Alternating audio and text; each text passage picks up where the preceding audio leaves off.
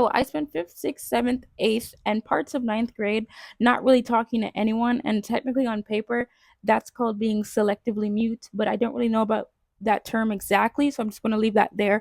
But I did have a few friends. But if you weren't one of those people that I would consider my friend, I just wouldn't talk to you at all, ever. To the point where, like, even some of my teachers were like, You're in this class? Yes, I've been in this class since like September, but I didn't speak. I really hated when people would try to force me to talk until like 11th grade. And the thing about that is when you don't talk for 5 years, like I did, I basically spent almost my entire high school experience not talking to really anyone. And even when I grew out of my shell a little bit, I would still only talk to certain people. Now it's really different. And I could just like go up to a random person and start a conversation. And I've done that before and I can do that now. Like my interacting skills with other people has really grown so much. But there's just something about being alone that is truly just so peaceful. Like I don't have to worry about anything. I just get to be myself completely. What do you think happens when you don't talk to people for almost 5 years? Not only do people not know you and you don't know people, so you miss out on the opportunity to make connections, but you start to become lonely. And what was so crazy is that I knew my loneliness was entirely my fault, but I just still wouldn't change my patterns of behavior. I still was like so reclused into my own shell to the point where the idea of doing anything opposite than what I typically do is just so foreign to me. So, what changed was I started working customer service. And at that time, I was kind of really scared to work customer service because I had to go up to people, I had to talk to them. Like it's not even like they approached me, I had to approach them at every turn. So it was really scary. But after a while of doing that, I realized, why am I afraid of people?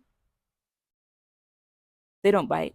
Like some of the nicest people you'll ever meet, you'll meet them on a random Tuesday in the middle of nowhere. And now after that, the idea of me being selectively mute is a foreign idea to me. And if you know me now, then you'd understand like the idea of vanity being selectively mute don't make a sense because vanity is probably the loudest person in the room.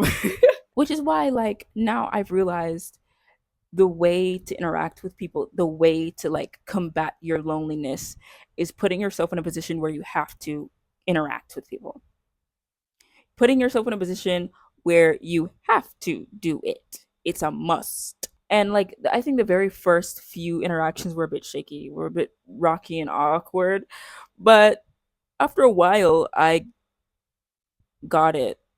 Like I began to understand what was going on, and like now speaking to people is easy, and it genuinely is like the back of my hand. Like it's simple, and I know for a lot of people it's still not simple, but really, like I promise you, like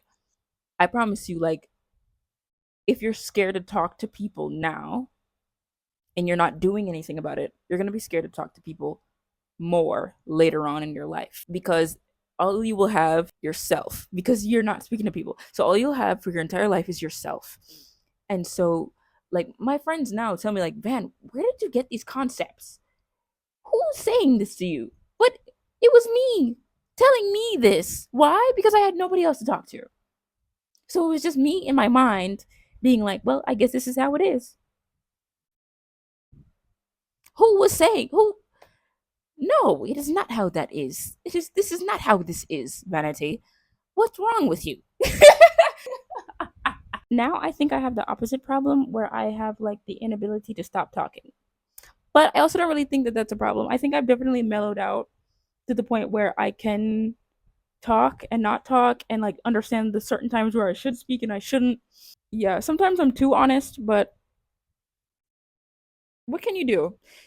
And like I think being comfortable taking up space solves a lot of problems in your life, but especially the one where you're not talking to people out of anxiety and loneliness.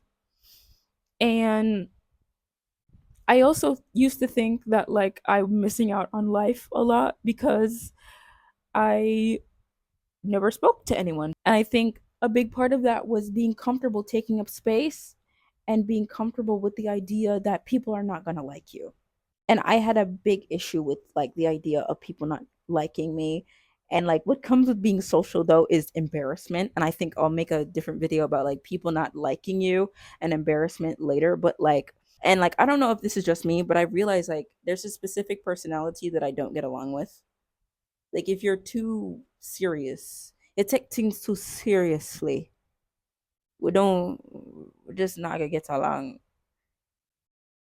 Cause like, yeah, I go to university now, but if I'm outside with my friends, I always have my AirPods in. So if I'm outside with my friends, like I'm skipping and I'm jumping and I'm leaping and I'm dancing to myself in a corner, more than likely because why not?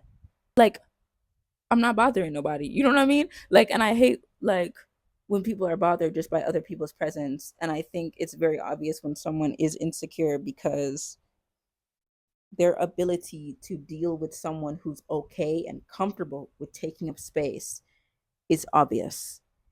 You are uncomfortable with the idea of somebody else taking up space because you are uncomfortable with yourself. I think that's a big part of like getting outside of this idea of loneliness is like understanding that everybody has different personalities and understanding that everybody's different.